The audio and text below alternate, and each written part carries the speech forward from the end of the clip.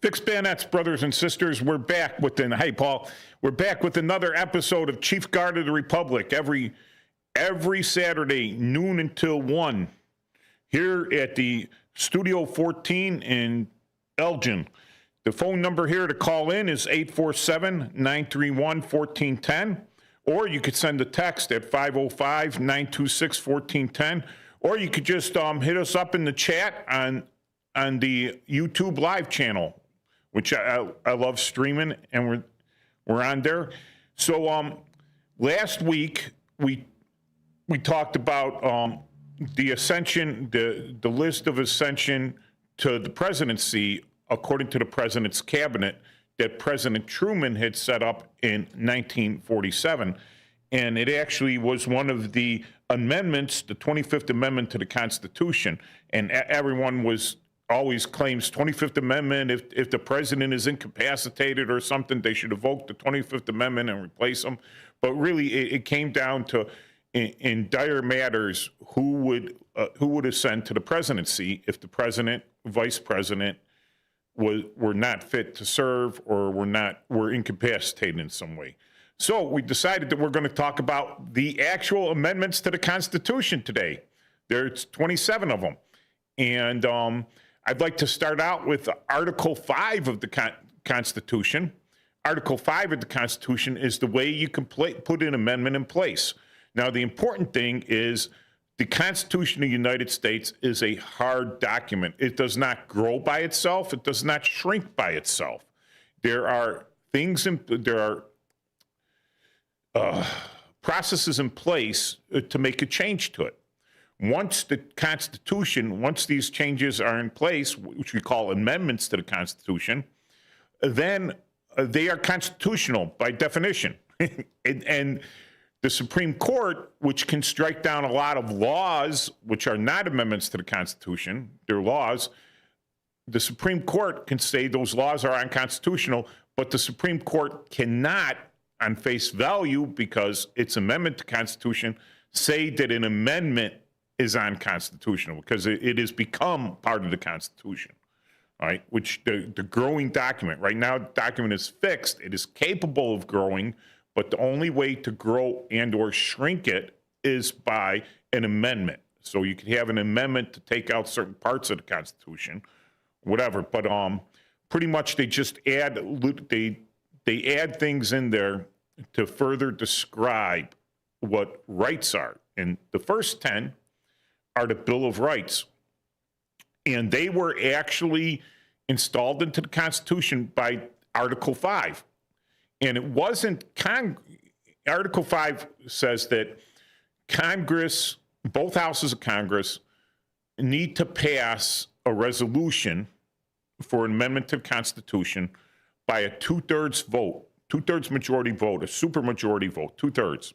I guess supermajority is 60 votes, but you're talking about 67 votes in the Senate, and a proportional amount. I don't know the exactly. What's 435 divided by times two-thirds? Matt, our producer here, I will figure it out. So what is it again? 400. It would be like 66 point something % of 435. Yeah. It's going to be about 300 and something. So it's, I'm sorry. So it's you take 435 and multiply it by 0.666. 289.71. So that would be 290 votes, all right, to have a two-thirds majority there. Because if you only had 289 votes, you would not have a two-thirds majority. So with that amount of votes, then it's not a constitutional amendment yet, even though it was a super majority there. It has to be passed on to the states. So now the state legislatures, not voted just by the state citizens, their legislatures have to vote on it, and that becomes a 3/4 majority. So a full 36 states, I think 36 or 38 states. Yeah, I think 75% of 50. Yeah, so 75 divided by 37 and a half, 38 states. So 38 states would have to vote to approve that now that we have 50 states. All right. So it is a very difficult process to get an amendment. There's also another way, though. Yes. 2/3 of the state legislatures can ask Congress to call a convention, and a convention then would then propose it, and then that's another way where it could be approved by a convention of 3/4 again, 3/4 of the states would approve it in a convention. Yes, and the only time that has happened is when the original Bill of Rights was sent in. The first 10 amendments to the Constitution, but they just called Bill of Rights, but there were actually 12 amendments put forward during the original convention. 2 of them did not pass. I'm remiss in what the 11th was. I could look that up real quick. But the 12th one actually passed much later, and it is our last amendment to the Constitution. The 27th Amendment was originally going to be the 12th Amendment in the Bill of Rights, but it did not pass the states.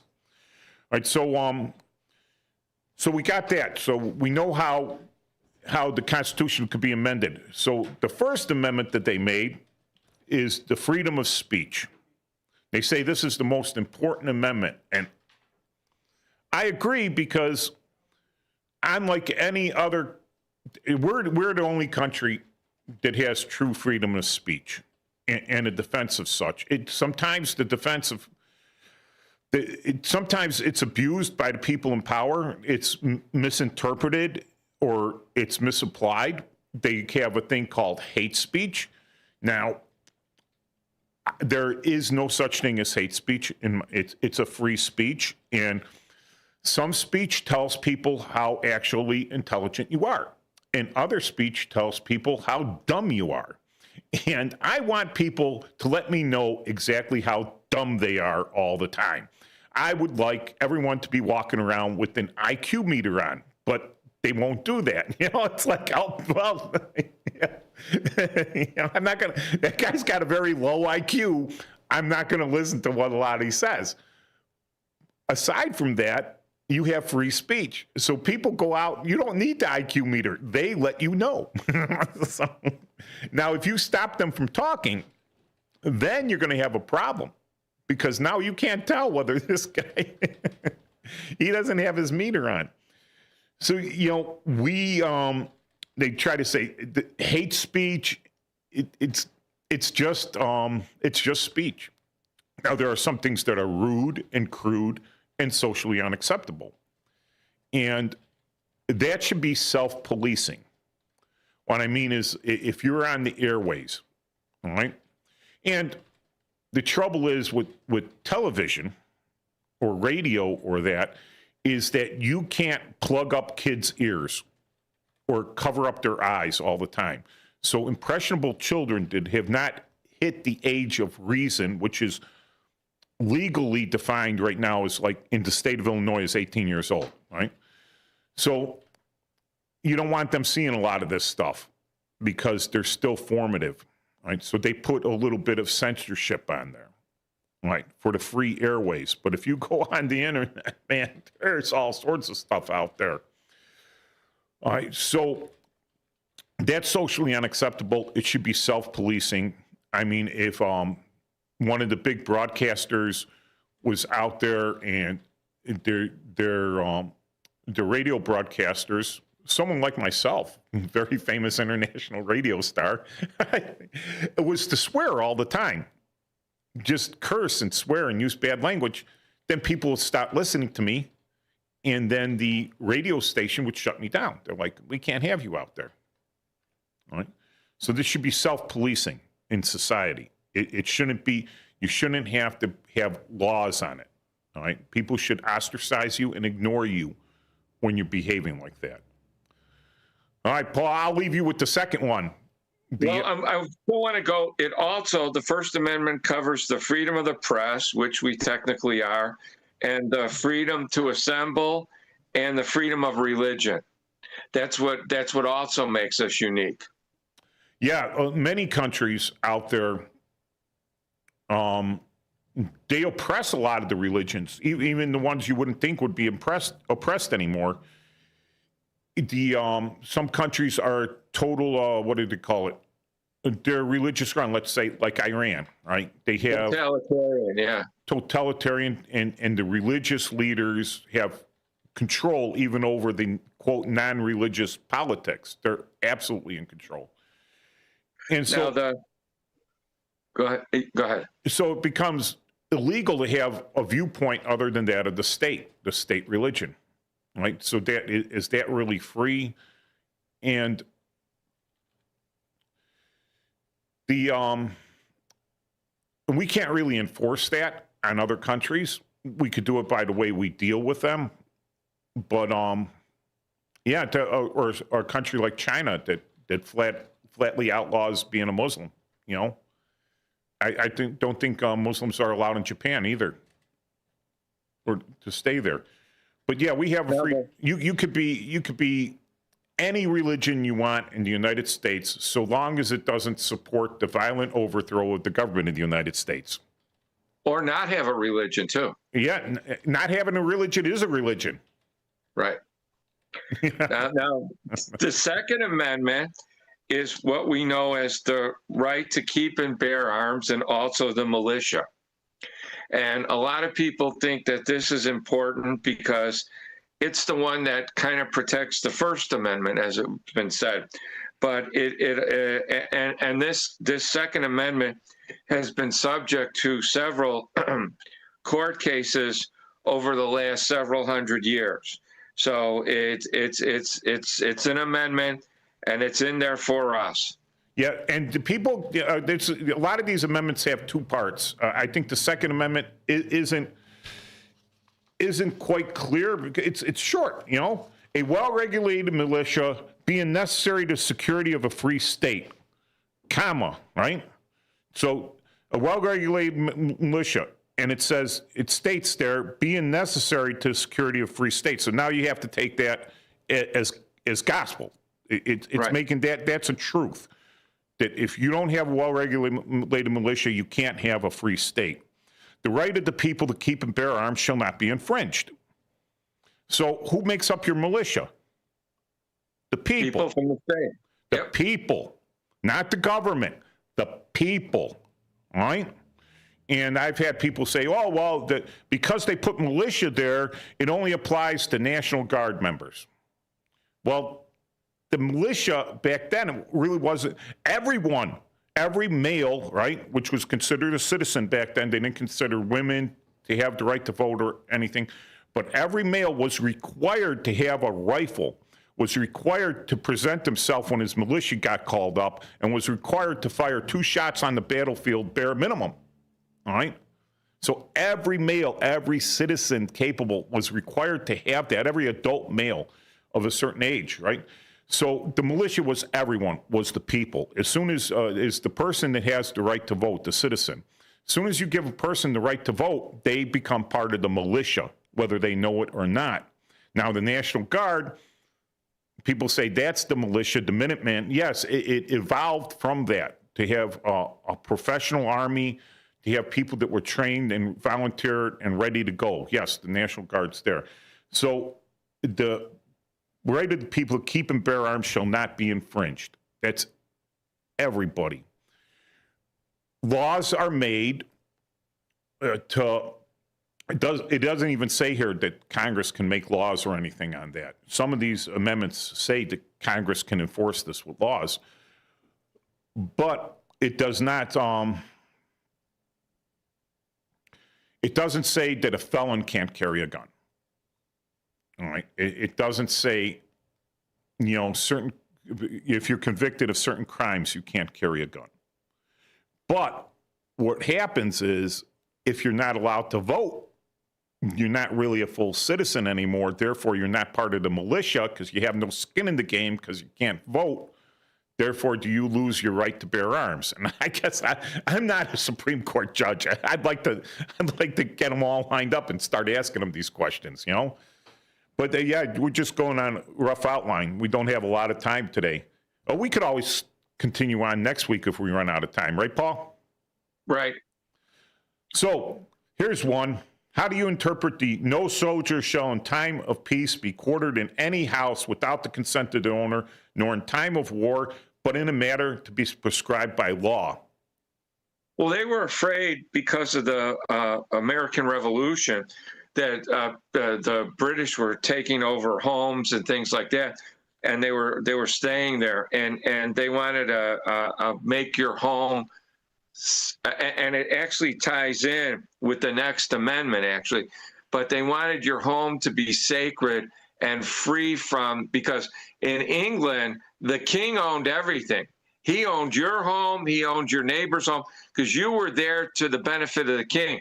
Here, we are free. We're free of the king, and we have our own stuff. Our house is our sacred home, and we don't let troops in here other than, in a method prescribed by law. And that's only, nor in time of war, all right? Be quartered in any house without the consent of the owner, right? Nor in time of war, but in a matter to be prescribed by law. So during peacetime, it says flat out there, this is the way I interpret it. I consider myself a reasonable man. A lot of people wouldn't consider me reasonable, but I do consider myself a reasonable man. And in peacetime, government has no right to throw people into your house, to board them there without your consent. But in wartime, that's different, all right? So the government might decide that, hey, we're drafting a lot of people, we're bringing them in, we don't have places to put them before we embark them in a port, and they're just hanging out there. So we're going to tell people they got to take like 4 or 5 guys and let them sleep on the sofas and stuff. And that would have to be a law, which would be passed by Congress again. So now the next one, Paul, you're saying this is this is one of the most important ones. I love it because, I want to get the doormat that says, come back with a warrant. The right of the people to be secure in their persons, houses, papers, and effects against unreasonable search and seizures shall not be violated, and no warrant shall issue but upon probable cause, supported by an oath or affirmation, and particularly described the place to be searched and the person or things to be searched and seized. Yes. And that, just because you got a search warrant on someone's house doesn't mean you could search the entire house. And any judge that signs a search warrant that is so vague in that effect, it's open to that. Now you have a constitutionality thing, even though they have a search warrant, right? And the search warrant is supposed to be by a reasonable person, right? That has probable cause, right? That knows, right? That has a reason to believe that you have something illegal or something that needs to be seized. And they got to say where it could possibly be, to come into your house or onto your person to search for that thing. All right. And a big thing is like the stop and search, right? Stop and frisk. All right. So I just can't, as a police officer, and I've done it as a police officer, but I don't randomly go up to people and say, hey, I'm going to search you, right? Because, I think 1 in 10 people have a gun, and you're going to be the 10th person I search today, so odds are you're going to have a gun. That's not reasonable, right? That's probability, which probability can't be. So I have to be able to articulate that I saw this guy constantly pulling up his pants. He's wearing clothing that isn't, like it's a real hot summer day and he's got a long jacket on. He keeps hiking it up. And, I have to articulate the reasons that I believe this man may be carrying an illegal weapon, right? So it could be as easy as me walking up to a guy and going, hey, do you have a concealed carry license? And he goes, no. And then I go, do you have a gun? He goes, yes. Well, now do I have probable cause to search him for that gun? For officer safety, you would. For officer safety, but he already told me he had one. Right. So that all right. So even if I'm not a lawyer, right? But they have to be very specific, and also least intrusive thing, the least intrusive thing. So going back when the FBI went to search Mar-a-Lago and all the things came out, and they were going into the 13-year-old son's room and then into his wife's drawers. I mean, who hides classified documents, right? You don't really hide them, you store them securely, right? And if the president of the United States, and I've talked about this over and over, having been in military intelligence, if all classified documents, all classifications fall under one classification authority, just one in the United States. Only one person has classification authority, and that is the president of the United States. He also has declassification authority, all right? And so it's like they taught us in the military. If I'm in the general's office, and he's a high officer and everything, not any more human than anyone else, right? But I'm sitting there and I'm his NCO or I'm his aide de camp, and he says, you know, I'd really like a cup of coffee. But he's never ordered me to get him a cup of coffee. Now, is that an order? We call it an implied order in the military. He doesn't have to come right out and say it, all right? So if the president and the president alone, not a vice president, not a secretary of state, not a secretary of defense, not a national security advisor, the president alone, right, walks out with classified documents, he has in effect declassified those documents because he cannot violate his own self, right? It's probably poor practice, but he can't violate that. And I think they saw it. So when they went in to a rich guy's place, right, a rich former president, and they went beyond the scope of their search, right, I think they violated a lot of civil rights there. And so if they could do that to a rich guy and try that, they could do it to us. They could do it to us, but you need to know. If I did that as a detective, all right, this was the stuff that the feds, the FBI would put me in prison for if I did something like that, if I illegally searched and seized something, knowing that I was illegally doing it. But yet they do it with impunity. Okay, I'm getting off track here. So now the next one, and this comes up because a lot of things have been going on about this. And in the last Sunday, there was a big thing going on. The Fifth Amendment, and that's where you can't testify against. You can't be compelled to testify against yourself. And so when we come back from this break, we're going to be talking about the Fifth Amendment because it was in the news about a week ago, and I'll tell you why. Cases arising in the land or naval forces or in the military when in actual service in time of war or public danger, nor, this is important now, nor shall any person be subject to the same offense to be twice put in jeopardy. That's the double jeopardy clause of the U.S. Constitution of life and liberty, nor shall be compelled in any case to be a witness against himself. This is the right to remain silent, nor be deprived of life, liberty, or property without due process of law, nor shall private property be taken for public use without just compensation. So it encompasses a lot of rights, and it requires a lot of things before that could ever happen. Well, I think the first thing is like to define a capital offense. In my understanding, a capital offense is anything you go to prison for life, right? That the maximum sentence is life or the death penalty. That is a capital offense. Anything less than that is not a capital offense.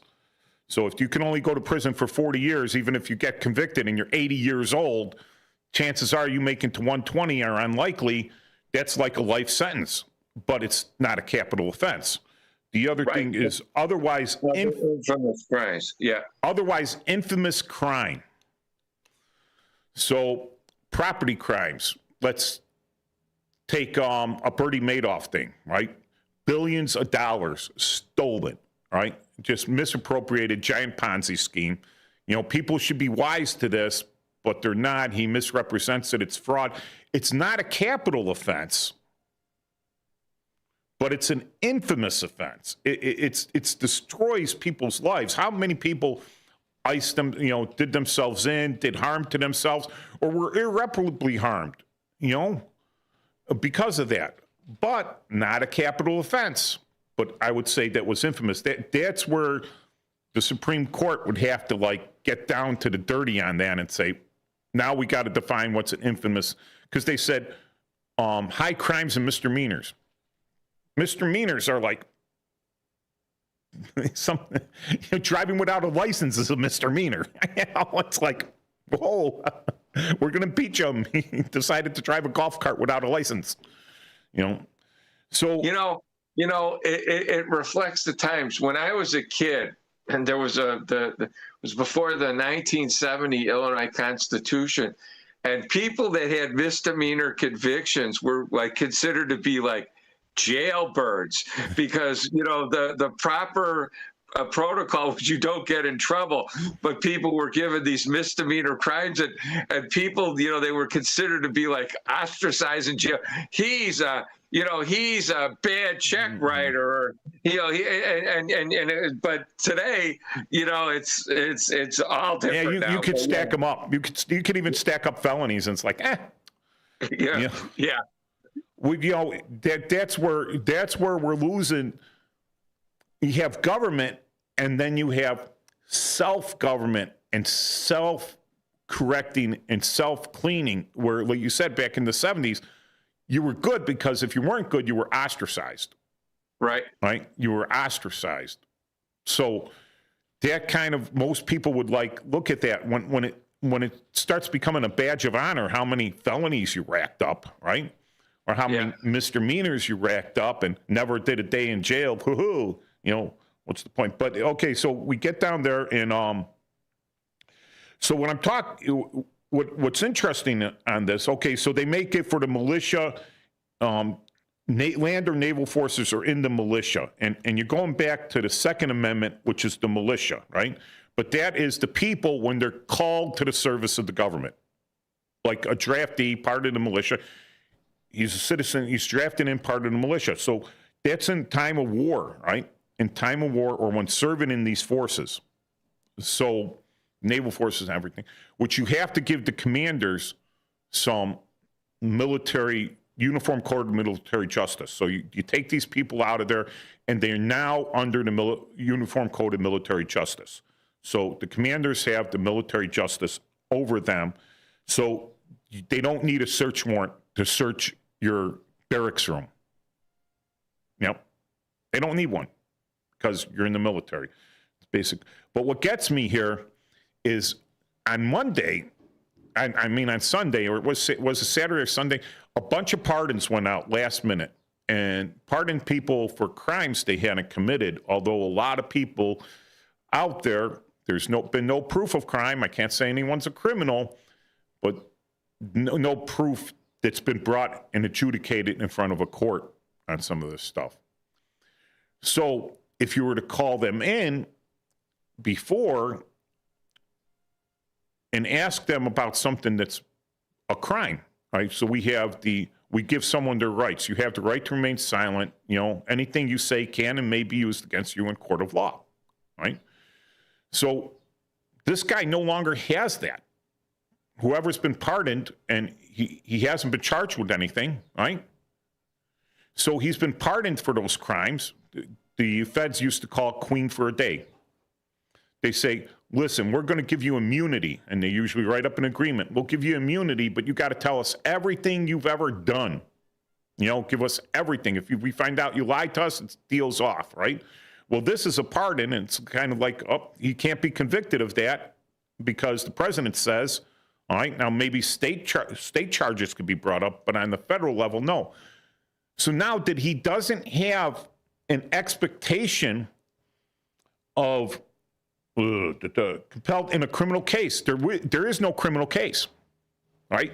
Because he's been pardoned from any criminality. So it's not a criminal case. Maybe it's civil, all right? So since he has no expectation of a criminal case, does he now have a right to remain silent? No, and he if he persists in pushing that, he would be subject to both civil and criminal contempt going forward prospectively. Yeah, that's what I figured too. You know, I'm in agreement with you that. So if they do that, that would be very amusing, very, very amusing. I would get popcorn and I would actually turn on the TV and go to C-SPAN or whatever and go, whoa, this is going to be fun. But I don't really think there are some smart guys out there and smart women out there, but I don't think they're the total population of Congress. I think the people that get the bullhorn out there, you would be better off, you know, tagging someone in as a proxy, you know, to do the questioning for them. Like someone like you, a trained person questioning, you know, someone like me, an interrogator, go in there and question them instead of just screaming at them. So to get a little political, you know, I like Pete Hegseth, right? And we're getting a little off subject, but he was being questioned by Congress. And what's funny is the one senator screams at him, would you shoot unarmed protesters in the leg if you were ordered to? And I'm looking, who's going to order him to do that if he is the Secretary of Defense? He's like the number 2 guy. It's the president and him. You know, is the president going to order him to shoot people in the legs? I don't think so. I don't think that's going to happen ever. So how does someone, you know, they ask a question that's so hyperbolic, that's so unbelievable, you know, and they get away with it? Because I think people don't really expect them to be that smart. Well, you know, they bring up the one thing that's never going to happen, but it is in the realm of possibility, and they use it to make it look like it's going to be real common. And they take the extreme or the outlier and you know, the thing that no one could prepare for, and they make it look like that's going to be a regular thing, and that's why they ask them those things. Yeah, it's you know, I guess they were expecting upon the change of regimes to there to be, you know, post-apocalyptic future rioting in the streets, and we'd have to use the military to stomp down everyone and to get everything back in order, and we're going to have concentration camps, and we're going to throw these people in, and if they don't obey, all this stuff. And you know, I knew it was going to happen. You knew it was going to happen. But those people walking around with the low IQ meters on, they're like, oh, it could happen. It could happen. I could win the lottery tomorrow, too. It could happen. It could happen. I look forward to winning the lottery just like I look forward to Pete Hegseth shooting someone in the leg. Right. On order. Not because he just wants to. Well, the 2 things I'm waiting for are that meteorite to come into my property so I could get it, and to find the mastodon tusk in my backyard. But that's never going to happen either, so, you know. There's a lot of clay in the Chicago area. So it's possible if you dug down, and if you go deep enough, you hit salt, right? A lot of the salt resources are underneath Lake Michigan. So they dig down deep and they're digging under Lake Michigan. What happens when that collapses in? You know, does Lake Michigan turn into the ocean and we get more sharks? Yeah. All right. So the next one is the 6th Amendment, all right? And that's always, and recently this comes up too. I mean, how come there hasn't been a challenge to this? It's the right to a speedy trial, right? The right to a speedy trial by an impartial jury, all right, in the state and district wherein the crime may have been committed, shall have been committed, right? Okay, so it says, in all criminal prosecutions, the accused shall enjoy the right to a speedy and public trial by an impartial jury of the state and district wherein the crime has been committed, which district shall have been previously ascertained by law, and to be informed of the nature of the cause of the accusation, to be confronted with witnesses against him, to have compulsory process for obtaining witnesses in his favor, and to have the assistance of counsel for his defense. So we just had people getting released that haven't even been to trial after 4 years, over 4 years, and they haven't even been to trial for misdemeanors. Most of them, yeah. So that's like, in the state of Illinois, for a misdemeanor where you don't have any continuances at all, what is the assumed speedy trial? It's 180 days on misdemeanor, right? No, that's to the statute of limitations is a year and a half, 18 months. But the trial, it's the same speedy trial. It's if you invoke the Speedy Trial Act, it's 120 days plus one additional extension of 30 days. If you know, so you basically you're talking about 4 months, and then you have to go to trial if you demand trial. You see, that's one of the things. Having been a detective and having seen prosecutors and everything, if I get arrested for anything, I go up to court and I'm going to say, demand trial. And if the state goes, well, we need a continuance, Your Honor, it's not going to be by agreement, because once they do that by agreement, it stops the clock, right? That's correct. I will never stop the clock. I've seen these guys, you know, they don't crack the books until the day of the trial. They're like, detective, tell me what you can about this case. So whenever a case would be dismissed, there would be a notation on the file, because the defense would also always do this. Yes, Your Honor, and defendant demands trial respectfully. And then they would put in their case dismissed, DDT. That means it's so that they can never bring it back again after, if they don't do it within the 120 days. So they dismiss the case, but they could bring it back in like 90 days. But if they dismiss it with prejudice, right? Right. It just says this case is dismissed with prejudice, that means it's done.